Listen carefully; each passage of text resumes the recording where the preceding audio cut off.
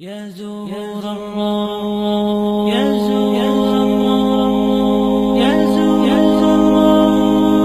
زهور الروض من آلاف الصحاب. آدم کو سلایا، آنکھ کھلی تو پہلو میں ہوا کو بٹھایا ہوا تھا، پورے لباس، پوری زیب و زینت کے ساتھ. تو آدم علیہ السلام کہنے لگے یہ کون ہے؟ کہ یہ تیری بیوی ہے، تیری زندگی کی ساتھی. اور عجب بات بتا، جنت جیسی نعمت کے باوجود آدم علیہ السلام جنت میں اداس رہتے تھے. ماں جی آئی تو اب بیدا دل لگا، نہیں تو جنت میں بھی اداس رہتے تھے. تو اللہ تعالیٰ نے نکاح پڑھایا.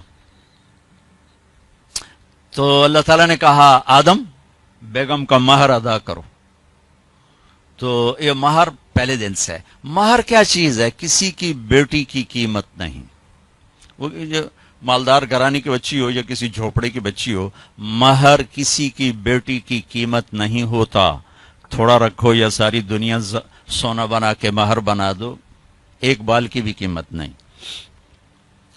مہر ایک علامت ہے، ایک علامت ہے کہ آج کے بعد اس لڑکی کا خرچہ یہ لڑکا اٹھائے گا. جب تک وہ زندہ اور یہ نکاح قائم ہے، یہ خرچہ خامن قوامون علی النساء، گھر کا نظام مرد چلائے گا. عورت گھر میں بیٹھے گی، نسل کو تیار کرے گی، تربیت کرے گی، ایک خوبصورت نسل اگلی نسل کو دے کے دنیا سے جائے گی. بہت بڑی جاب ہے ہماری عورت کی. تو اللہ نے کہا مہر ادا کرو.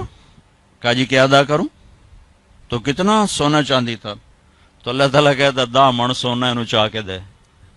تو میرے رب نے کہا آدم تیری نسل میں میرے محبوب آنے والے ہیں، ان پر ایک دفعہ درود پڑھ دے، یہ تیری بیگم کا مہر ہے.